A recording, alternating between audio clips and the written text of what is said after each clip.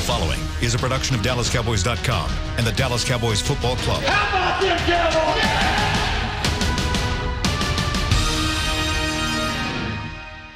This is Talkin Cowboys. Streaming live from the Dallas Cowboys World Headquarters at the Star in Frisco. Handoff, Elliott plowing to the goal line. Barry, sacked by Lawrence. Prescott keeps it, and he bangs it in for the touchdown. Here are Mickey Spagnola, Brian Broaddus, Rob Phillips, and Bill Jones.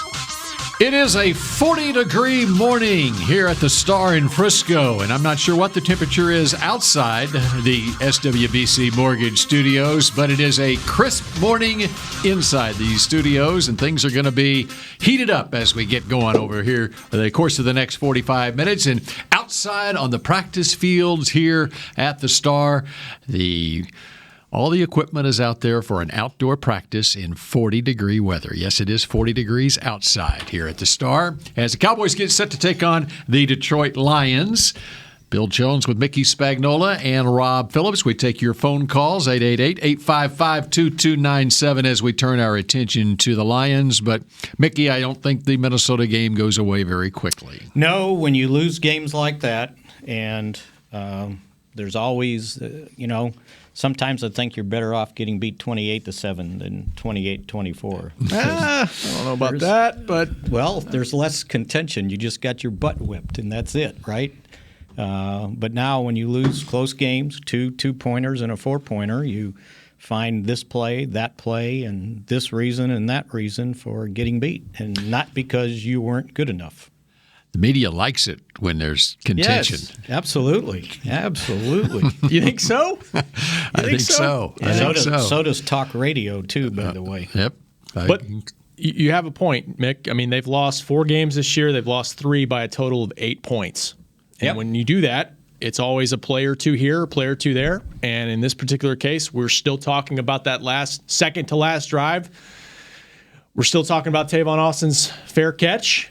And, you just hope that when you get to the end of the season, those aren't the things you look at and say, oh, if we'd done something different here, maybe we'd have a different result of our season. Sort of like last year when you probably won about 3 or 4 games by that margin of points, but it wasn't talked about because you won. And when they went 7-1 last year, that last 8 games, it was like, well, they blew everybody out. But the honest part of it is they beat Atlanta by 3 points. They had a last late fourth quarter drive to beat Philadelphia the first time. They beat Philadelphia the second time in overtime, by the way. They had a close call with Washington, if I remember correctly. But because you won, you beat everybody handedly. When you lose, and you lose close, then it becomes an issue. And Troy Aikman spoke to that on local radio this week as well. And for what it's worth, Troy didn't seem too bothered by the play calling on that drive in question. But when you lose, it's fair game. You can open it up and say we should have done this, maybe done this, but you got to live with it. So yeah, on to Detroit. But no one brings up the second to the last possession when they threw the ball. You have. Bring it up, Mickey. Should they have you run have it? brought it up. Mickey's banging that drum, man. Well, should they have run banging that drum? Should they have run it that possession? If it worked, sure. Yeah, right. Same thing with the last possession. And what I get, and I got a text from a friend this morning, that how come they didn't challenge the pass interference in the end zone? And that's another one, yeah. But theoretically, sure, they could have. You're going to lose. And they would have lost a timeout. I think the league has demonstrated that it's the very high bar to get those overturned. Yeah. It's got to be Rams Saints. Yep. And as of last week, the rate of a pass interference challenge being overturned, it was 91% against. 5 out of 53 pass interference challenges the first 9-10 weeks of the season. This was, again, a stat that was out there last week. Only 5 out of 53 times was it overturned. Which is why the going rate around the league on coach challenges, they are usually successful 46% of the time. So they might as well just get rid of the rule, and then there would be no discussion about you should have challenged it because it's worthless, basically. It didn't even cross my mind to challenge it because of now had the officials been overturning pass interference challenges, then great. But they've proven, and in that stadium they've proven it too. They're not getting that call, and you need those timeouts at the end of the game, right? And that ends up being the determining factor. Not if I'm right to challenge this, but if they're not going to overturn it, then I just blew a timeout, and I'm behind, and I'm going to need all 3 timeouts. Yep. So, and by the way, you were talking about close games, and so I was going back to the 90s and the Super Bowl teams of the 90s, and in hindsight, we think of, they just rolled through. I think of this a lot of times that, what great teams those were in 92, 93, and 95. They rolled through, and we forget the fact that there were a lot of close games during those Super Bowl seasons. But it's your ability to win those close games that makes you a championship team. Right, and you have to be good enough to do it. Exactly, and that's sometimes right. You're not. Yeah, you have to. And that's the bottom line. You have to give Minnesota credit for what they did. Their game plan and their personnel, it was better on that day. They got off to a better start, and they were able to withstand a run by Dallas. But I think Jason Garrett had a stat earlier in the season. 2/3 of games are within 1 score in the fourth quarter. That's just the life in this league. You're not going to have many games like you had first 3 weeks of the season where you're just dominating. And these things eventually even themselves out. You win a lot of close games last year or this year, well, you're going to lose a few. They just kind of even out. So which is it? Does it even dominating. out? Yeah. So which is it? Does it even out, or does it matter that you're a good team and you win those games? Well, so is this team? Do you think this team is not better than last year's team? I thought it was coming in, right. But every year is different. I mean, the record says so at this point. With Amari Cooper, the record says they are better. Against superior competition, they haven't shown it yet. They've been competitive against those teams, but they haven't shown it in the final score. But they still have opportunities to show it. Just like at this point last year, we were sitting here going, all right, the top 10 draft pick, this time last year, they traded away that draft pick. Okay, There's your risk. And what happened? They basically almost ran the table the last half of the season. I think Todd Archer from ESPN had the stat, the final 7 opponents, it's like a 32-20-1 record. They're going to be tested down the stretch here. They know it. And they're in a 4-game stretch right now against 4 teams that have going into last weekend were 23-10-1. The one team that did not have a winning record out of those 4, the Detroit Lions, who are now, after losing to the Bears without Matthew Stafford, 3-5-1 on the season. But you want to talk about close games? Look at what the Detroit Lions have done this season. And you talk about games that are within 1 score of going the other way in the fourth quarter. Every single one of their games has been within 1 score at some point in the fourth quarter. They played 9 games. 8 of the 9 games have been decided by a touchdown or less. Yeah. Against some pretty good teams, too. I mean, Philly's got a winning record. Kansas City with Mahomes, I believe. Green Bay lost by a point. So, yeah. But their defense has not been the same. Did okay against the Bears last week, but it hasn't been the same the last month or so. But it is against the Bears, and you want to if you want to tune in to Talkin Bears the last month, they're talking about Mitchell Trubisky, and so it's been a struggling Bears offense. Not the same as the season he had last year, that's for sure. Exactly. But you're talking about the Lions tied Arizona first game of the year. They win by 3 against the Chargers. They win by 3 against the Eagles. They lose by 4. They played a very good game against Kansas City and Patrick Mahomes. They lost 34-30. And Matt Patricia kind of set the tone for a lot of teams, the blueprint on how you defend Mahomes in that game, even though Mahomes did get 34 points in the game. And then at Green Bay, they lost by 1. Minnesota was the one game that was not settled by 1 touchdown. It was 42-30, and it was a 5-point lead with 2 minutes left in that game. Minnesota tacked on another touchdown. Giants, they win by 5. Oakland, they lose by 7. Bears, they lose by 7. You think it's going to be a tight fit in Detroit on Sunday afternoon? Yeah, they all are. Yeah, absolutely. When you spoil everybody when you beat the Eagles 37-10. It's like, okay, this is easy, Well, I forgot about that one. That was the best game they played all year. Yeah. Mm-hmm. Yep. The most complete game. And, and that shows you what they can do. if they are on point, don't make mistakes, and don't have turnovers, and convert. We sit here and keep talking about 3rd and 6, the first 2 possessions they didn't convert. I think they ended up 60% third down conversions in that game. Yeah, and so did the Vikings. Mm-hmm. Yeah. So, okay, let's go 70% or 80. If you're in the 40s, you're doing really good on third down conversions. So they converted 60%, but you didn't win, and that's the bottom line. When in the 4 losses, and I wrote about this yesterday, beyond third downs, beyond slow starts, offensively, it's been unable to cash in the red zone, that was their problem last year more than anything, because they were able to move the ball with Amari Cooper, but they didn't necessarily cash in even with Amari down the stretch as much as they'd like to. And if you look at those 4 losses, they're overall they're much better this year than they were last year. But you factor in their percentages. I don't have them with me right now. It's towards the bottom of the league in those 4 losses. They're 1 of 2 or they're 1 of 3, including this last game where they had didn't cash in twice in the fourth quarter. And that's the difference. And don't have Linehan to blame anymore.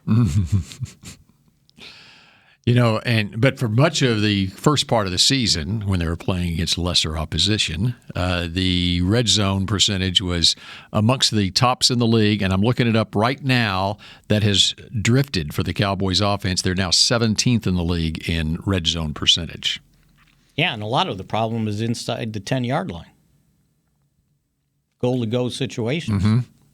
I mean, that's kind of bit them several times in these losses. I need a new phone. My phone is charging right now. I'll look it up from my column yesterday and read it after the first break. How about that? Okay, I've got the goal-to-goal and the red zone in these 4 losses. Oh yeah, there you go. Because they were dead last in goal-to-goal last year, and they've been better. I think tied for 13th or something like that. But they haven't cashed in as well in these losses.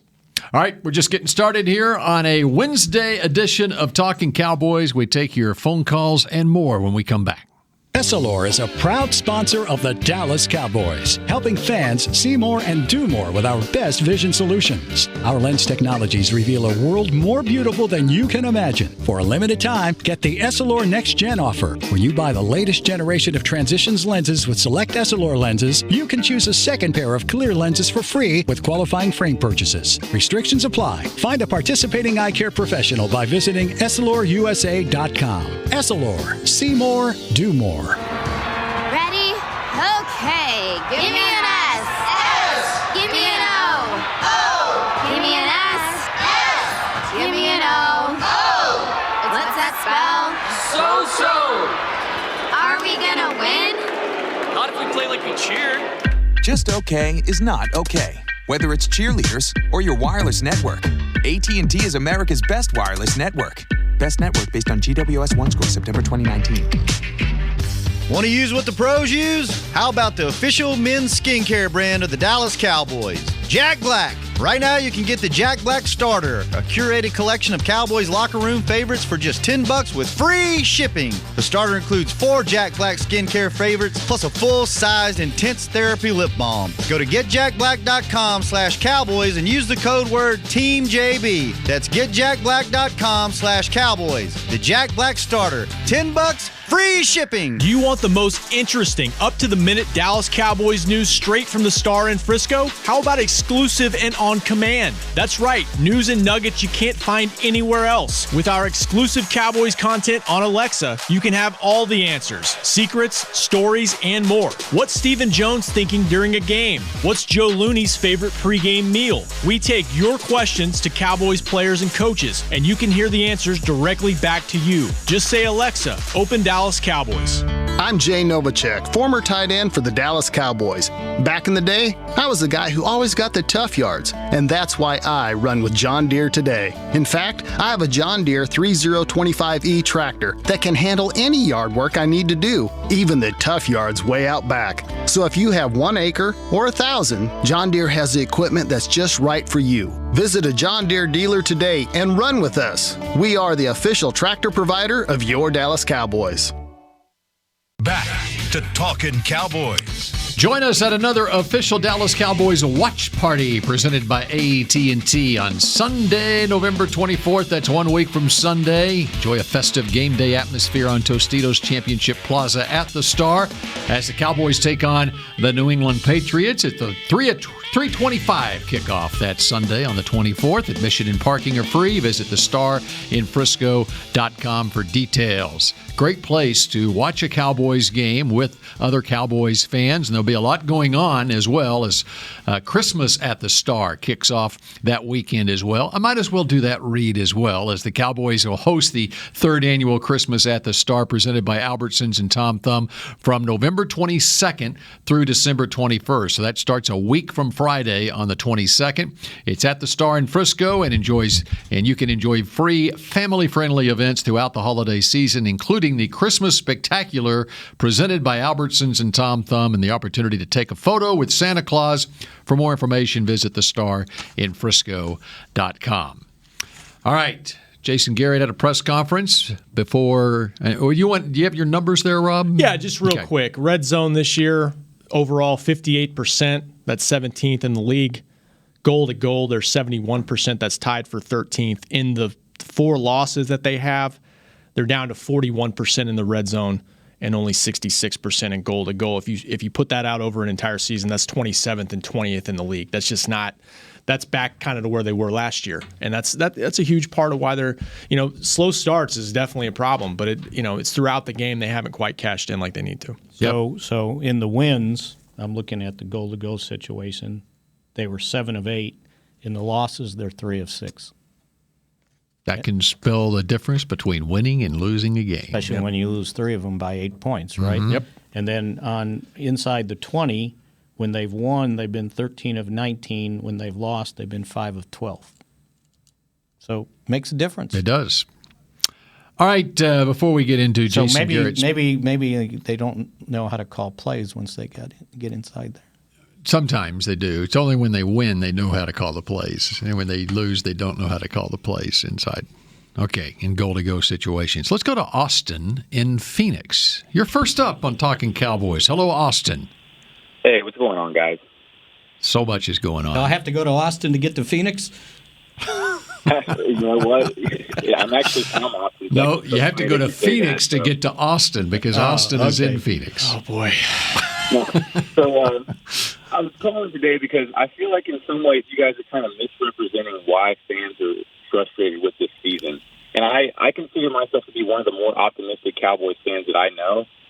And the thing about this season is, there really isn't that big of a difference between average teams and really good teams. Like when you look every week, throughout Vegas lines, you always see Vegas lines, a team's favored by 3 points or a team's favored by, less than 6 points.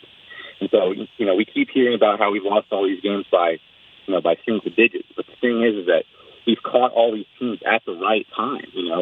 You go through a grind of an NFL season, and some of it is about getting lucky. Some of it is about catching a team at the right time. And, I couldn't imagine what it would have been like if we had faced the Saints without Dak Prescott, or if we had faced the Packers without Amari Cooper, or if we had faced the Vikings without Amari Cooper and DeMarcus Lawrence. So it's just the fact that we couldn't have taken advantage of 2 of those games, or at least one of those games, it just makes you realize that this is an average football team, or a slightly above average football team. And I guess that's what's really hard to kind of come to terms with. Well, how about conversely? What if you had faced the Packers or the Jets with your 2 starting tackles and your 2 starting wide receivers? Well, that's one of the worst teams in the league. When you look at teams like the San Francisco 49ers, they have been without their 2 starting tackles for the last 3 or 4 weeks. And but you started this. But you started this saying that there's not much difference in the teams in the league. No, but between the average teams and the good teams, there's a big difference between the bad teams. Oh, okay. Well, think about it. There's not much difference in the teams in the league. If you don't have your 2 starting wide receivers and your 2 tackles, it's not an excuse. Every team goes through this stuff, but and it was a 24-22 game, but it happens in the league. It's to your point. I'm agreeing with you, but you got to include the Jets in that. Every team is like that. The Dolphins won 2 straight games. How'd that happen? That's fine. I get what you're saying, but I guess I just feel like if you are actually a good team and you're more than a slightly above average team, like we are right now, but it just seems like you take advantage of some of those games. But is anybody disputing that? I mean, I think I just said a few minutes ago they haven't shown against the better teams that they can win consistently. I mean, they beat a 5-4 Philly team, but they haven't. And I think the Jets game is a missed opportunity despite the injuries that they had. I think you still expect you to win that game. But they still, that is what's frustrating for fans, I'm sure, is that the Philly game at home showed the potential of this team. And there just hasn't been necessarily the consistency that you want game to game. Especially, and we're only going to get tougher games the rest of the season. So we kind of missed our chance to gain some ground on some of these really good teams in the NFC. I guess that's my big thing. But we don't know that we're going to have tougher games because look where the Rams are going with their season right now. Look where the Bears are going with their season right now. As the season began, we thought that the Bears and the Rams, what a tough second half schedule that is. But that doesn't mean that they aren't fully capable of beating this Cowboys team because this Cowboys team is 5-4 right now. Just as you said, Austin, they are an average to above average team, and their record indicates that because they haven't had that consistency to put away opponents. And I've never been someone that's been as critical as most about Jason Garrett because I do think he's a lot better than most people will give him credit for. But I have finally kind of come to the realization this year that, he is kind of just a slightly above average head coach, and he will probably get another job, if and probably when we let him go after this year, whether that's in college or in the pros.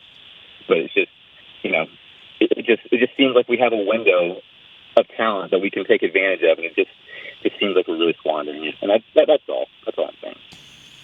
Beautiful. All right, that's Austin. Fair. I think we appreciate it. I think that's a really practical way of illustrating how fans feel, and because we get a lot more of the angry crowd on Twitter. At least he didn't cuss at me. Yeah. He's not wrong in a lot of what he said. Oh, yeah. I don't think he's wrong. No. But the bottom line right now is the Cowboys are 5-4. They're tied for first in the East. And there's only two teams not leading a division in the NFC that have fewer losses than the Cowboys. The Vikings have 3, and Seattle has 2. Yeah, but I think probably what he would say to that, I'm going to speak for him, is that you're 5-4, and you feel like you've missed a couple opportunities, and it is approaching a point where it's going to be difficult to get in unless you win your division.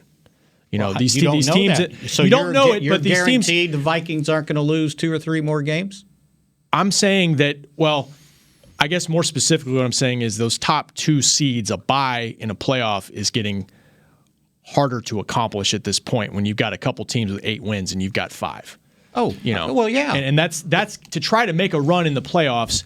Boy, you'd love to have that, and well. Just got to get in. You do have to just get in, and you're right, Mick. Everything is in front of them. I mean, what was their record after 9 games last year? 4-5. Yeah, is that right? Yeah. I said last segment they're a better team, I think, than they were last year, but I don't feel like they would say they haven't felt like they've played their best football on a consistent basis this year. No, obviously not. But it goes back to my point. Sometimes you win those close games, and sometimes you lose those close games. They did win a lot of close games last year. All right, for those who did not hear Jason Garrett's press conference today, what happened during Jason Garrett's press conference today? What's your take from it? Go ahead, Mick. Well, it sounded like folks think he misrepresented what they told Tavon Austin on that last punt return, that he immediately called a fair catch. And if I remember correctly, yesterday, Jason said they miscommunicated what they were trying to get done. In his mind, what they wanted to get done was don't catch the punt and run around for a long period of time. If you don't have that, we can't waste 17 seconds. If you don't have that, call fair catch. That was what was in their minds, and evidently the chain of communication got to Tavon before he went out on the field to call a fair catch. And so that's why you saw the ball was barely off the punter's foot and he was waving for a fair catch, when in reality you looked at it and he probably could have gained 20 yards. And I thought that's what Jason said even after the game about it. And yesterday, I'm getting mixed up which press conference it was. I think in 2 press conferences, he basically said it was on the coaches needed to communicate better to the player and explain it that way, that if you can go north-south and get in a limited amount of time, get as much yardage as you can, but err on the side of fair catching. Right, err on the side of caution, right? Yep, right. Yep. And, and Tavon said it. Somebody got a hold of him Monday in our limited time in the locker room, and he basically said, yeah, I was told to fair catch it. So he did what he was supposed to do in his his mind. Yeah, well, yes. period, because that's what somebody told him apparently. But it was a chain of command from. But what should have been communicated to him was, if you've got 20 yards of real estate in front of you, take what they give you, basically. Right. Exactly. And so that's where the communication.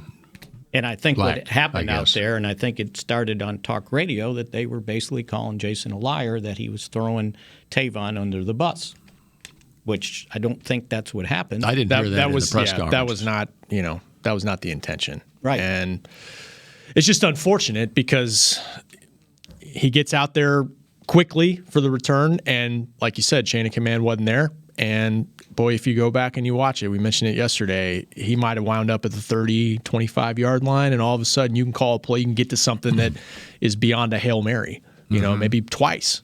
So, although Jason did make a good point, but I don't know if guys actually see that when they're running upfield to cover a punt, that the guy already called a fair catch, so there's no sense me running hard. Yeah, because I'm thinking they tell you to run hard because he might drop the ball, right? Well, one of the things on it, when you've got their gunners in tight and they're protecting against a block, I mean, that should be an indicator that there's not going to be anybody that's close to me when I'm catching this punt, And so whoever was the last person to relay, call a fair catch, when they saw no gunners, they should have been yelling at him. I'm surprised they punted to him. Well, I am too. I mean, I'm sure the punter's trying to get it out of there as quickly as he can, but punt it, just like a kickoff, a coffin corner kick, punt it to the sideline. Straight out of bounds? Yeah, well, you want to get some depth on it, but well, but not still, straight out of bounds, but you angle it. Right, yeah. At least get it inside the numbers. Mm-hmm. Or outside the numbers, I guess what I mean. And I think Tavon was lined up near the Cowboys sideline. I mean, that's where he caught it. And so punt it away from him, Yep. So, all right, we're going to take more phone calls, continue on Talking Cowboys in just a moment. Since 1865, Stetson hats are American-made with pride right here in Texas. And Stetson is proud to be on the field with America's team. Want to show your Texas and team pride too? You can. By purchasing your own Stetson, you can look just like how the flag guys do on field at every home game. Stetson hats, the official crown of all self-respecting Cowboys, and your favorite football team. Get yours today in the Stadium Pro Shop or at Stetson.com. Ready? Okay. Give me an S. S. Give me an O. O. Give me an S. S. Give me an O. O. What's that spell? So. Are we gonna win? Not if we play like we cheered.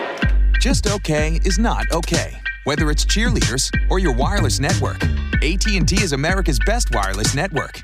Best network based on GWS 1 score, September 2019.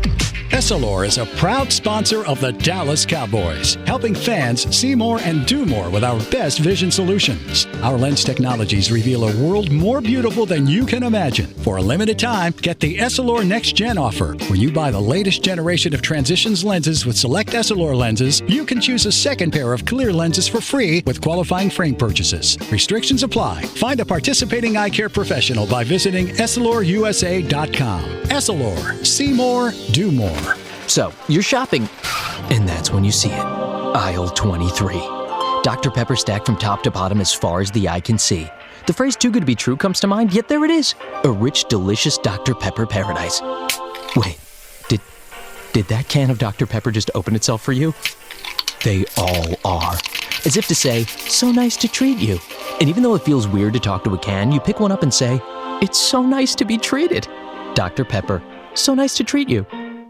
Back to Talkin' Cowboys. I think it's my turn, It isn't it? is your turn, Yep. Mickey. Well, guess what? Oh, let me think. Is winter cracking you up and drying you out? Well, you need to go to getjackblack.com because now's the time to prep against dry, chapped winter skin.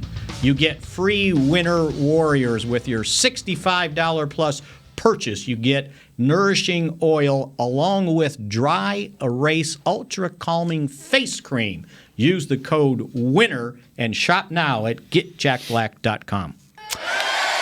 Very nice. Nicely done there, Mickey. I don't know if I could have written that little promo better myself. You delivered it flawlessly, too. Cracking you up, huh?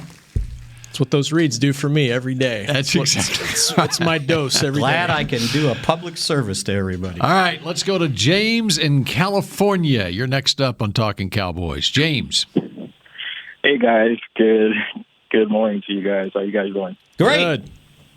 All right. Good to hear. I think I need to send you guys a check because you guys are like my therapy session. Because I felt lost like that. It's kind of hard to get over. So you need, like, guys to talk around and trying to get over this. But one Cowboys way, by the way. But I gotta ask you guys to at least hold the coaching staff their feet to the fire because you guys have access to them. I mean, I don't understand how the defensive back coach, I guess it's Chris Richard, how he doesn't teach his guys to look back for the football, to make a play on the ball. They never do. Like, I don't get it.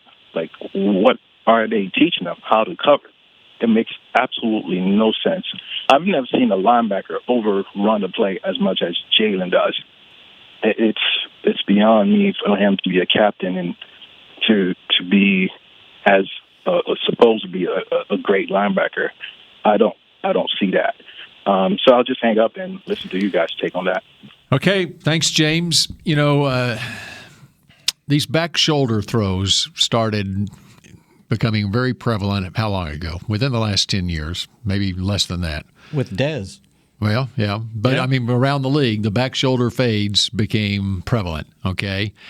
And I think secondary coaches had to change their way of teaching how to defend.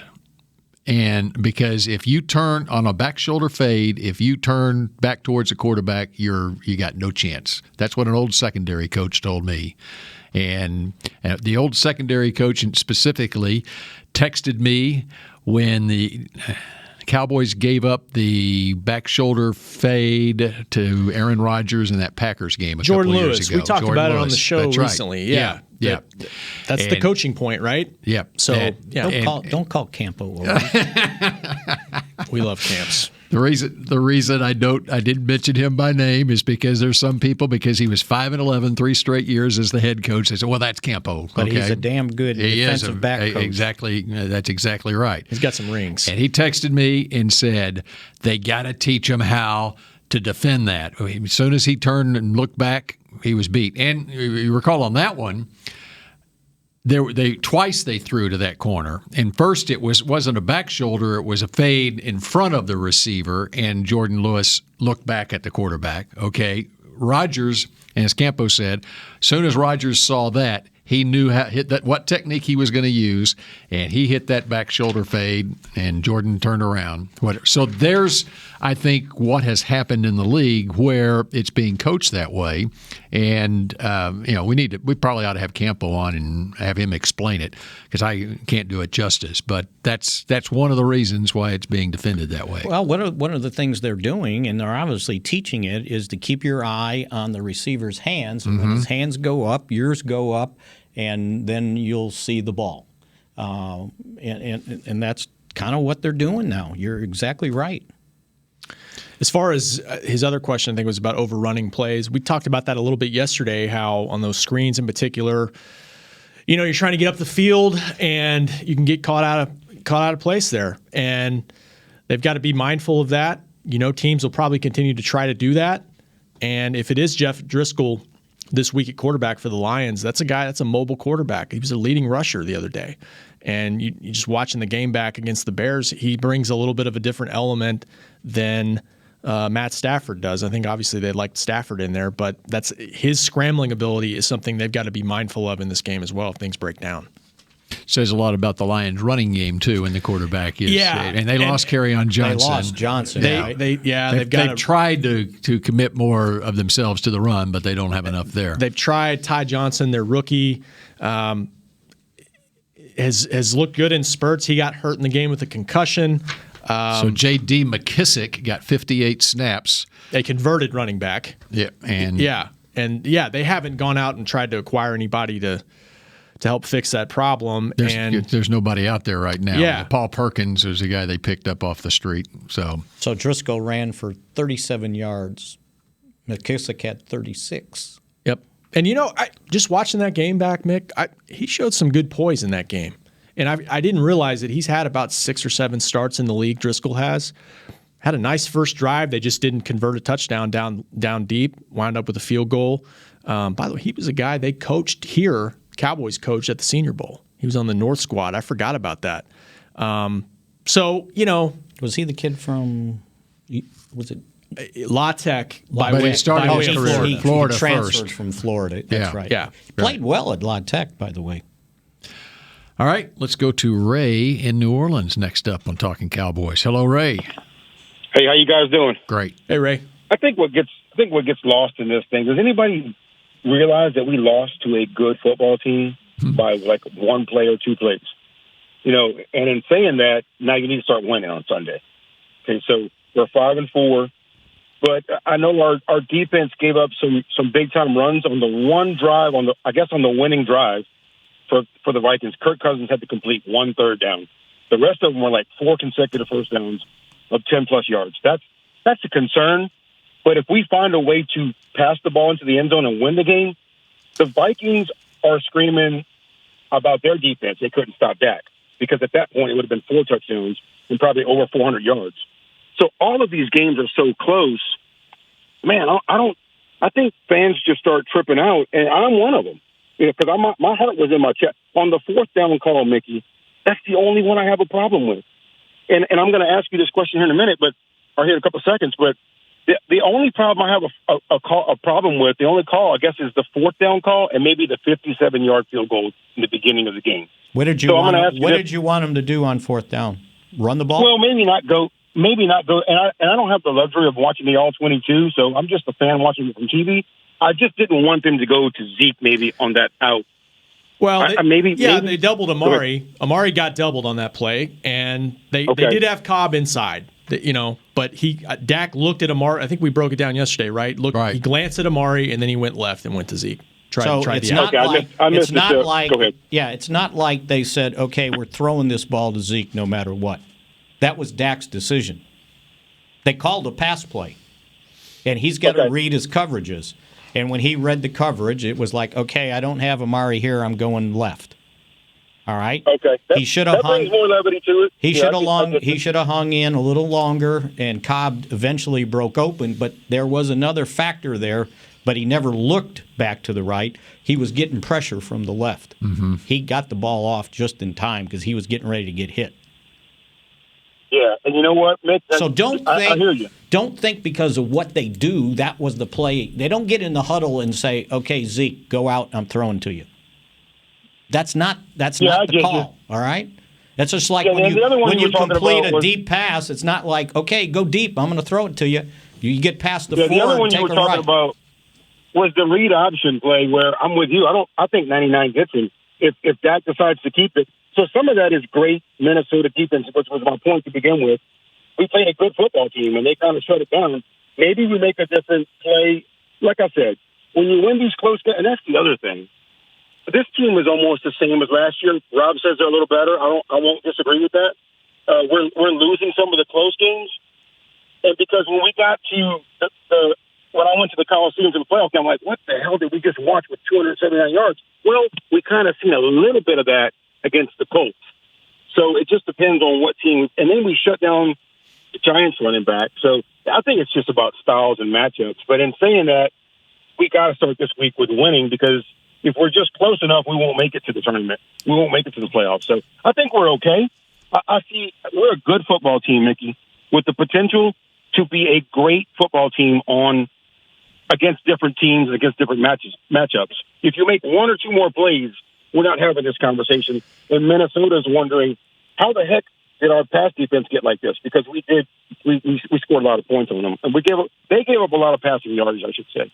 Okay, anyway, Ray, appreciate it. I think that's well said. I think you could say that about 8 or 9 teams in this conference, though. There's good teams that have potential to be great and win a lot of games, depending on matchups, depending on execution. It comes down to how consistent you can be down to down. He mentioned about the 57-yard field goal attempt to start the game. What do y'all think about that? I think, yeah. I mean, I looked it up, and I think he's 4 of 8 this year, 50 plus. It's not guaranteed, and it was a momentum shift. But I mean, that's Jason Garrett he's got the pulse of his team, and he thought that would be well within range for Brett Maher to make. And he's done it before. He didn't make it there, and it did put the defense in a bind early, for that first touchdown. I was a little surprised they tried it.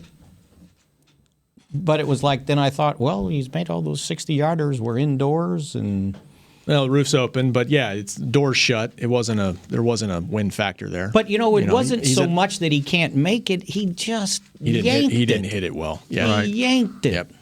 If you would have hit 57 down the middle and you came up short, it's like, okay, fine, right? But he yanked it.